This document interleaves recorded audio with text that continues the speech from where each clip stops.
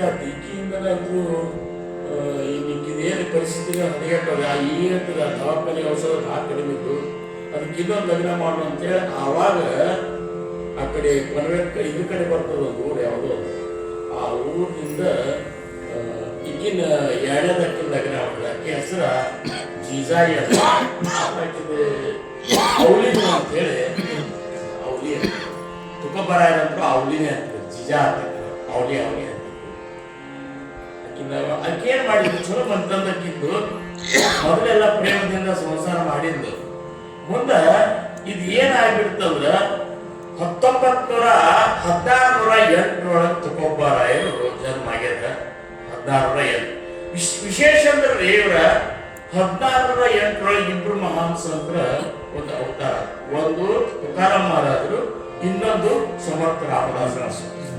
ಇವರಿಬ್ಬರು ಒಂದೇ ಇಶ್ವರಿಗೆ ಅವತಾರ ಆಗಿದ್ದು 1608ರಿಂದ 20 ವರ್ಷ ಅಂದ್ರೆ 1628 29 ಈ 2 ವರ್ಷ ದೊಡ್ಡ ಬರಗಾಲ ಇತ್ತು ಎಂತ ಬರಗಾಲ ಇತ್ತು ಅಂದ್ರೆ ಅವಾಗೆಲ್ಲ ಬರಗಾಲ ಇತ್ತು ನೋಡಿ ಅಂತ ಈಗೇನು ಬರಗಾಲ ಇಲ್ಲ ಕಡೆಗೆ ಗೌರ್ಮೆಂಟ್ನವ್ರಿಗೆ ಕೊಡ್ತಿರ್ತಾರ ಯಾರಿಗೂ ಬರಗಾಲ ಅಂತ ಗೊತ್ತಿಲ್ಲ ಅವಾಗ ಬೇರೆ ಬರಗಾಲ ಅಂದ್ರ ಮಂದಿ ಊಟ ಇರ್ಲಾರ್ದಕ್ಕ ನೀರ್ ಇರ್ಲಾರ್ದಕ್ಕ ಬಿದ್ದು ಸಾಯ್ತಿರ್ತಾವ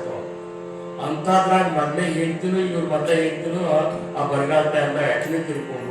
ಒಂದೆರಡು ಮಕ್ಕಳು ತಿರ್ಕೊಂಡು ಭಾಳ ಕೆಟ್ಟ ಆಗಿಬಿಡ್ತು ಆಮೇಲೆ ಇವ್ರು ಇದೇ ಹಂಗಾಗಿಬಿಡ್ತಂದ್ರ ಇವರು ತುಕಾರಾಮ್ ಮಹಾರಾಜರ ಅಂಗಡಿ ನಡೆಸ್ತಿದ್ರ ಸಂತರ ಒಂದು ಮುಖ್ಯ ಲಕ್ಷಣ ಅಂದ್ರ ಭೂತದಯ ಎಲ್ಲರ ಮೇಲೆ ದಯ ಏನು ಭೂತದಯ ದೇವ ಮಗ ಕಾಯೇ